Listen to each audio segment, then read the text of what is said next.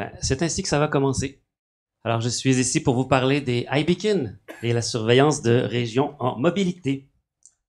Avant de commencer, je veux juste savoir qui était à la FM Conf l'an dernier. On a, presque la grande totalité. Bon, ben alors, on va peut-être répéter certaines choses parce que notre ami Sylvain nous en avait fait une très bonne présentation. Alors, avant de commencer, petite slide rapidement sur moi. Je suis Philippe Lazzaroni de Direct Impact Solutions, société basée au Canada, mais avec, depuis 2 ans maintenant, une succursale, en fait, un bureau à Toulouse, ici, en France. Et puis, ben voilà, c'est mon pedigree. Ça fait quand même 8 ans que je présente ici à la FM Conf, donc, puisque vous y étiez l'an dernier, vous me connaissez en grande majorité. Et ça, c'est mon beau petit garçon, dont je suis très fier, qui peut-être sera parmi vous dans quelques années, car il est très intéressé déjà par tout ce que je fais avec FileMaker. Alors, iBeacon. Hein? C'est quand même pas... qui sait ce que c'est qu'un iBeacon? Levez la main. Ouais, quand même. Alors, j'ai un beau défi ici, alors. OK, alors iBeacon. Comme je vous ai dit, Sylvain Lapointe, l'ami anciennement de Finfino et maintenant avec les collègues de One More Thing. Alors, Sylvain, l'an dernier, nous a fait une super session qui s'appelle « Trouver votre voie à l'aide des balises ». Si vous ne l'avez pas vu, je vous invite à retourner la visualiser parce que vraiment, il couvrait toute la technologie, tout ce qu'on a besoin de savoir sur les beacons, que vous pouvez donc le retrouver sur le channel YouTube de la conf de l'an dernier. Et puis, il y a également mon collègue Wei Hao, qui travaille de notre bureau de Toronto, qui a écrit un article, c'est en anglais par contre, mais c'est un très bon article qui vous donne les étapes pas à pas pour créer votre propre solution et tester vos iBeacon, en fait. C'est disponible sur la nouvelle App Innovation Space dans le FileMaker Community, sous l'article 84-86. Voilà. Alors, dans iBeacon, il y a deux composantes, là. Il y a le petit i devant le beacon et il y a le mot beacon. Quand même une petite nuance importante à comprendre ici.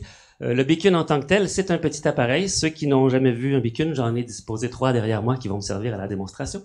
C'est un petit appareil comme celui-ci qui transmet un signal Bluetooth à faible intensité que nos appareils mobiles peuvent ensuite détecter pour localiser la balise en question, son emplacement par exemple. Et donc, des beacons, il y en a de toutes sortes, de différents fabricants. Celui que j'utilise aujourd'hui sont ceux de la compagnie Estimote, qui fonctionnent très bien. Alors, iBeacon avec le i, c'est plutôt, en revanche, le protocole qu'Apple a développé pour communiquer avec ces appareils-là. Et par extension, on va dire un iBeacon pour désigner également les appareils qui sont compatibles avec ce protocole. Naturellement, il y a d'autres protocoles pour communiquer avec les beacons, dont on ne parlera pas aujourd'hui parce que FileMaker Go étant un produit Apple, est compatible qu'avec iBeacon. Eh ben, on ne parle pas des autres. Par contre, Sylvain en parlait, si ça vous intéresse, vous irez réécouter sa session. Comment ça marche ce truc-là? Ou en québécois, on dit « Qu'est-ce que ça mange en hiver? » Alors, Sylvain, lui, l'année dernière, il avait 1 heure pour nous parler d'une seule fonction, celle-ci, qui était détecter beacons. Et il nous avait dit à l'époque qu'il était angoissé de combler 1 heure de temps pour une seule fonction. Eh bien, moi, j'ai la chance d'avoir au total 3 fonctions. Une action de script et une fonction supplémentaire, là. Donc, script configurer surveillance de zone et obtenir événement surveillance de zone qui vont tous les deux travailler en coopération pour nous donner des résultats. Et moi, j'ai par contre 15 minutes pour couvrir 3 fois plus de contenu. Alors moi, mon angoisse, c'est d'être essoufflé à la fin. D'ailleurs, je le suis déjà. On va essayer de faire ça vite. Donc, si vous avez des questions, s'il vous plaît, ne les posez pas avant la fin. Parce que sinon, j'y arriverai pas. Voilà, on bascule immédiatement vers la démonstration. Ah, j'ai oublié de faire le plus important. C'est pas comme si j'avais eu le temps de me préparer. Hein. Bon, voilà. OK, j'ai oublié de petits détails. Ouais. OK. En bon paresseux que je suis, je ne vous ai pas bâti une démonstration. J'utilise plutôt la démonstration créée par Ronnie Rios, qui est un Systems Engineer chez FileMaker aux États-Unis, qui nous a fait un super fichier qui explique didacticiel tout ce qu'on a besoin de savoir et qui nous permet de tester différents cas. C'est très, très bien fait, mais bon, c'était en anglais, alors je me suis quand même donné la peine de le traduire pour vous, mais c'est en québécois. Peut-être que vous aurez besoin d'aide un peu pour comprendre ma traduction, mais ça devrait bien passer. Alors, je vous épargne le survol. Je ne vais pas rentrer dans le détail technique parce qu'on n'a pas beaucoup de temps. Je veux juste expliquer le principe général puis vous faire une démonstration.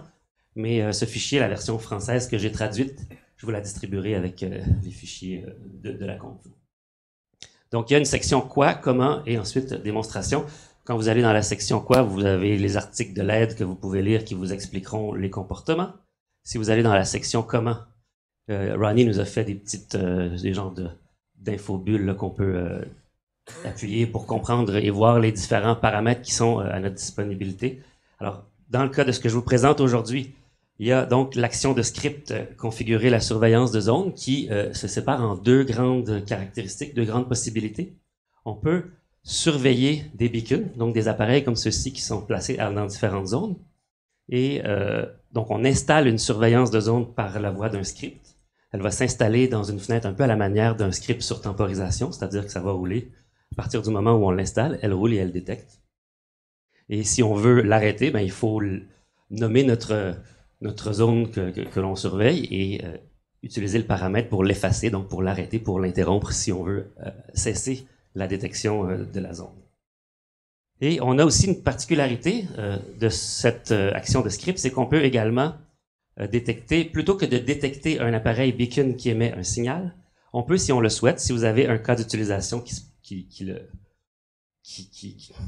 requiert, on peut plutôt détecter un périmètre virtuel. Donc ça, c'est une nouveauté intéressante, ce serait de détecter une zone en particulier par sa latitude-longitude. Donc si quelqu'un entre avec son appareil mobile dans une zone connue, plutôt qu'un appareil aléatoire. Et donc, vous pouvez utiliser la même action de script pour installer une surveillance de zone, mais plutôt un endroit physique connu avec latitude-longitude.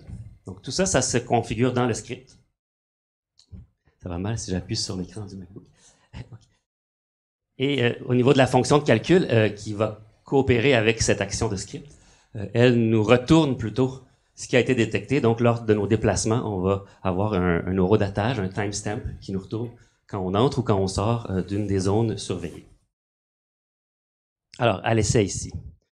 Au niveau donc ça, c'est une capture d'écran du script qui va être déclenché par la surveillance de zone. J'ai 3 beacons derrière moi. Ils sont là-bas. On simule que ce serait 3 zones à l'intérieur d'une salle. Là, je les ai mis à proximité pour pas faire le marathon, là. Déjà que j'ai pas beaucoup de temps. Mais ça devrait fonctionner. J'ai bricolé un petit quelque chose qui va bien vous faire comprendre le fonctionnement. On installe chacune des surveillances de zone pour chacune des zones que l'on veut surveiller. Et donc, dans ce cas-ci, le script l'installe 3 fois parce que j'ai trois zones différentes que je veux surveiller.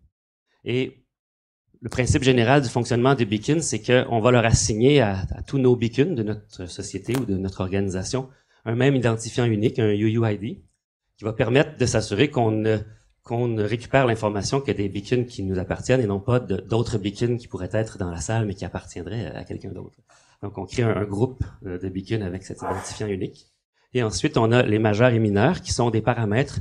Moi, j'aime bien utiliser, c'est comme des sous-ensembles ou des sous-groupes. Donc, pour le groupe mes 3 beacons ont le même identifiant unique.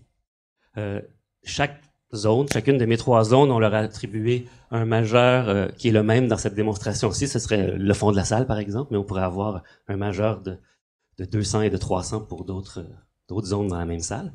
Et puis ensuite, j'utilise le mineur, qui est le sous-ensemble le plus bas, pour donner un numéro unique à chaque beacon. Mais il pourrait y avoir plusieurs beacons qui ont le même mineur, ça fonctionnerait aussi, mais à ce moment-là, il faudra gérer ce qu'on fait avec. Mais donc, on a 3 niveaux pour pouvoir créer nos sous-ensembles, et ça nous dit ce qu'on veut détecter, en fait. On veut détecter, le premier script veut détecter le beacon avec ce UUID, un majeur de 100 et un mineur de 1 qui correspond à lui. Et les 2 autres vont se surveiller séparément. Voyons voir ce que ça donne. Alors, Ronnie nous a fait une petite interface qui va détecter. Moi, je triche un peu avec mon iPhone, mais vous n'y verrez que du feu. Ça, c'est pour éviter le problème de la réplication AirPlay avec l'iPad, en tout cas, bref. Comme ça va fonctionner. La première chose qu'on doit faire, c'est installer le script, parce qu'en ce moment, il roule pas. Donc, le petit bouton surveillance de zone ici, il charge le script avec les 3 actions pour déclencher la surveillance de mes 3 zones. Et puis ensuite, je simule que je m'approche de cette zone-ci. Et oups, le script détecte que je passe à côté du beacon, je m'approche de l'autre zone et oups, le script détecte que je passe à côté du beacon et si je fais pas d'erreur. Normalement, j'ai pas vérifié si ça marche, mais voilà. Alors, parce que je me déplace près de chaque beacon, le script détecte mon passage. Il attribue, on voit dans le petit log qui est en bas, la fonction de calcul nous retourne le timestamp au moment où je suis passé, donc à la seconde précise. Et le dernier chiffre qu'on voit, le 1, là, qui est après le point-virgule, ça dit que je suis entré dans la zone. Après un certain temps, il va détecter aussi que je suis sorti de la zone, puis ça va générer un log qui dit plutôt la valeur 0 plutôt que 1 pour dire que je suis sorti. Le 1, c'est entré, le 0, c'est sorti. Et avec ça, on peut donc récupérer l'information. Il y a un délai quand même avant qu'il détecte la sortie, là. Je sais plus, c'est une vingtaine de secondes. Il y a quand même un petit lag, si je peux m'exprimer ici. OK. Maintenant, un cas d'exemple un peu plus concret. Oups. J'ai voulu faire mon SMAT, comme on dit en québécois. J'ai oublié de fermer ma détection. Mais quand même, vous comprenez le principe, je vais l'expliquer. Alors ça, c'est un exemple d'une école qui... je vais fermer mon broadcast. Alors c'est une école primaire aux États-Unis qui s'appelle École Bayside. C'est une simulation ici. Alors chez nous aux États-Unis et au Canada, vous l'avez peut-être ici aussi, mais vous savez par les films américains qu'on a les beaux autobus jaunes dans lesquels les enfants montent pour se rendre à l'école. Mais c'est pas tous les enfants qui prennent l'autobus. Il y en a qui vont plutôt être accompagnés par leurs parents. Et donc, dans le cas de figure qui est ici, chacune des salles de classe est équipée d'un beacon à l'entrée et à la fin de la journée des classes, le responsable qui amène les enfants aux autobus, se présente dans la classe et le iPad détecte dans quelle classe on entre et donne la liste, fournit la liste des enfants qui sont ou non inscrits au transport écolier par autobus. Et donc c'est le même principe et c'est un exemple de cas d'utilisation. C'est tout bête, mais ça vous donne une idée de à quoi ça peut servir. J'ai plusieurs autres exemples que je vous mentionnerai dans quelques instants. Alors voilà, je retourne à mes slides de conclusion.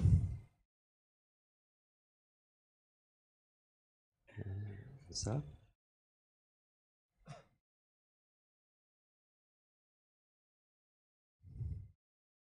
OK, quand même, quelques particularités à savoir pour que ça fonctionne. Pas besoin d'Internet, pas besoin de Wi-Fi, ça fonctionne par Bluetooth. Alors, il faut donc que Bluetooth soit activé sur vos appareils mobiles. Si le Bluetooth n'est pas activé, ça va se comporter comme s'il n'y avait pas de beacon qui émet de signal. Et également, les services de localisation de l'appareil doivent être activés. S'ils ne sont pas activés, là, vous aurez un message d'erreur à l'ouverture de votre FileMaker Go là, qui vous dit FileMaker Go a besoin que les services de localisation soient activés pour que cette fonction-là marche. Sinon, comme je vous disais aussi, ça s'exécute en arrière-plan au niveau des fenêtres de votre application, mais également aussi en cas d'hibernation, mais c'est à prendre avec un grain de sel. C'est-à-dire que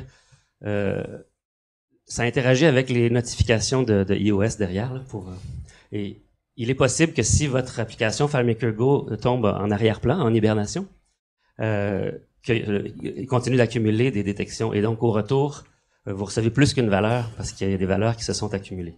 Ce qui est super. Le problème, c'est que c'est pas fiable à 100% parce qu'il faut que l'appareil ait de la mémoire au moment où ça se produit. Puis comme on contrôle pas tout ce qui pourrait être qui roule sur l'appareil mobile en même temps, mais s'il n'y a pas de mémoire, il sera pas capable d'accumuler suffisamment. Donc c'est pas 100% robuste, mais c'est quand même un pas de plus que ce qu'on avait précédemment avec la version 15. Sinon, la fiabilité de l'opération, de l'utilisation de ça va dépendre naturellement des paramètres, des réglages qu'on peut, parce que chaque beacon peut être configuré avec des réglages différents. Donc, on peut contrôler la fréquence de transmission, la puissance du signal. Tout ça, ça va influencer la qualité ou le fonctionnement de votre application. Puis également, l'emplacement où vous placez l'appareil. Si vous le mettez, par exemple, dans un congélateur, il y a peu de chances qu'on soit capable de passer au travers la coquille du congélo. Quoique, j'ai quand même fait un test, puis ça marche quand même un peu. C'est pas complètement hermétique. Mais quoi encore? Alors, pour conclure, quelques cas d'utilisation possibles. Entrée et sortie de lieux, comme des salles, et de véhicules, comme les autobus scolaires. Mais je sais que c'est utilisé, entre autres, les beacons dans les trains en Corée, pour je ne sais plus trop quoi, mais pour assigner des sièges aux femmes enceintes, quelque chose comme ça. J'ai fait une petite recherche sur Google, puis Beacon Corée, femmes enceintes, vous allez voir les études de cas en parlent. Sinon, devant une œuvre dans un musée ou une salle d'exposition, Sylvain, l'année dernière, nous avait fait un beau prototype avec son équipe de Finfino qui simulait exactement ça. Sinon, des showrooms. Nous, on dit des salles de montre au Québec, mais on m'a dit que vous n'alliez pas comprendre, alors j'ai mis showrooms. C'est un concessionnaire automobile. Là. Vous êtes dans une salle, il y a tous les beaux modèles de véhicules. Pourquoi pas avoir un beacon sur chaque voiture qui nous donne la fiche technique, les caractéristiques, les options du véhicule.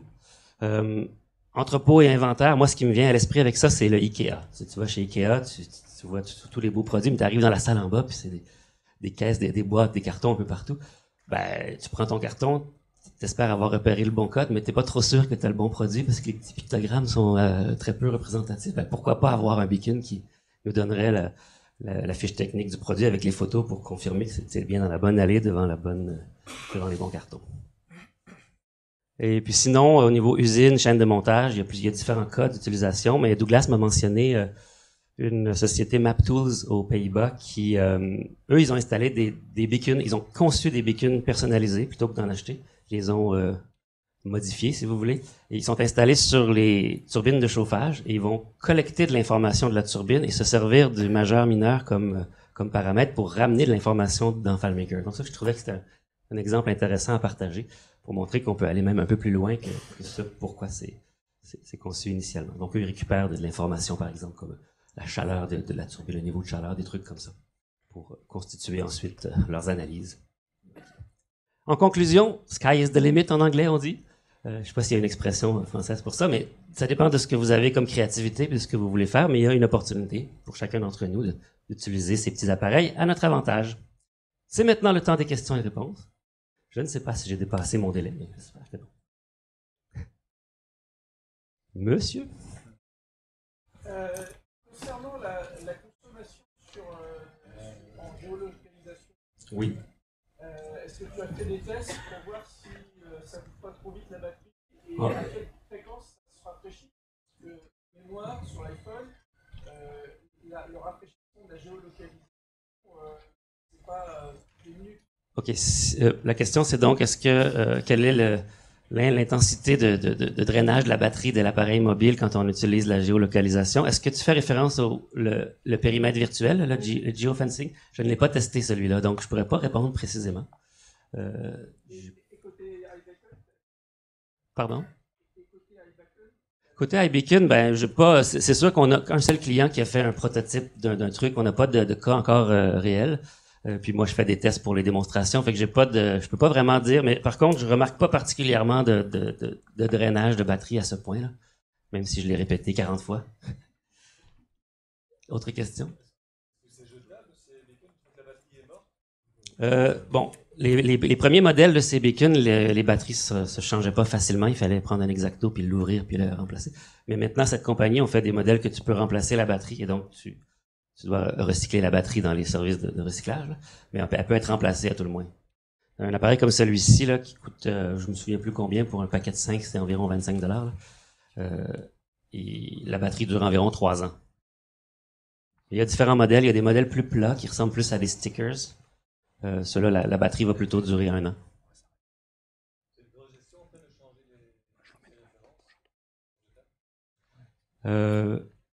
Ben, en fait, on change la batterie. À mon avis, je pense pas que ça change. En fait, c'est une bonne question. Je les ai pas expérimentés, les stickers. J'en ai, par contre, là. Mais je les ai pas, j'ai pas fait le test. Autre question? On me dit que c'est terminé, alors.